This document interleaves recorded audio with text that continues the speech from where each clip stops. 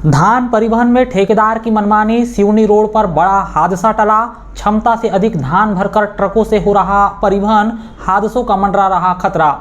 1 दिसंबर से समर्थन मूल्य पर धान की खरीदी शुरू हो गई है। इसके साथ ही खरीदी केंद्रों से धान का उठाव भी शुरू है।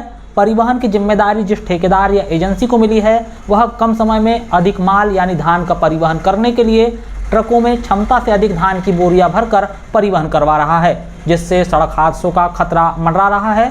शनिवार को सिवनी रोड पर संचेती की पुरानी पोहा मिल के सामने एक बड़ा हादसा होते होते टल गया।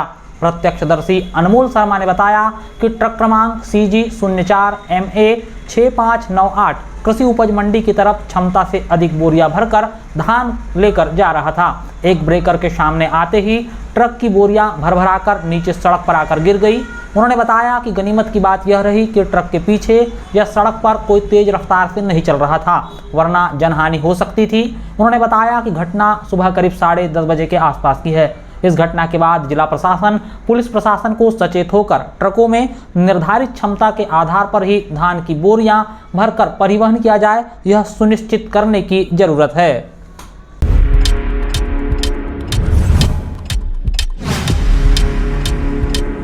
पंचायत की सड़क हुई खराब, डंपरों की आवाजाही पर भड़के डोंगरू टोला के ग्रामीण। शहर से सटी ग्राम पंचायत सेलवा के डोंगरू टोला के ग्रामीणों ने शनिवार को गांव के एक प्राइवेट खदान की तरफ जाने वाले डंपरों को खदान की तरफ आवाजाही करने से रोक दिया। ग्रामीणों का आरोप है कि डंपरों की आवाजाही से पंचायत के द्वारा बनाई गई सड़क खराब हो रही है। करीब 1 घंटे तक सरपंच देवेंद्र देशमुख और ग्रामीणों ने डंपरों को रोक कर रखा, जिसके बाद मामले ने इतना तूल पकड़ लिया कि मौके पर पुलिस को बुलाना पड़ा। सेलवा में खसरा क्रमांक 150/1 की भूमि में मेटल एंड मिनरल्स नाम की खदान संचालित है, जहां पर इन दिनों डंपरों की आवाजाही शुरू है। डोंगरू टोला के ग्रामीणों के मुताबिक भारी भरकम वाहनों की आवाजाही से सड़क बर्बाद हो रही है। इस सड़क पर बना पाइप पुलिया वाहनों की आवाजाही से क्षतिग्रस्त हो गया है।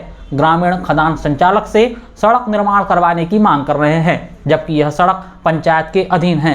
पंचायत के द्वारा करीब 1.5 दशक पूर्व में सीसी सड़क का निर्माण करवाया गया था, जो अब पूरी तरह से क्षतिग्रस्त हो गई है।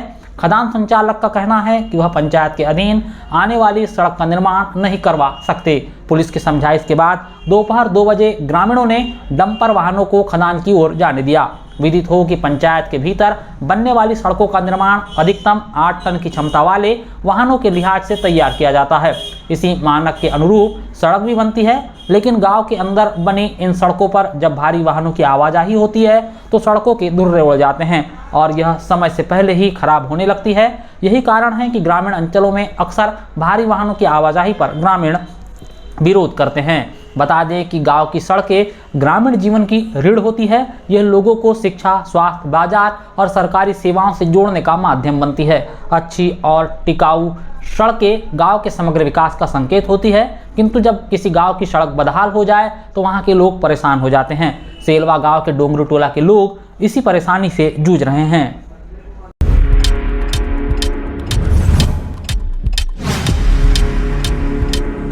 व्यवहार न्यायालय कटंगी में इस वर्ष की अंतिम नेशनल लोक अदालत हुई संपन्न।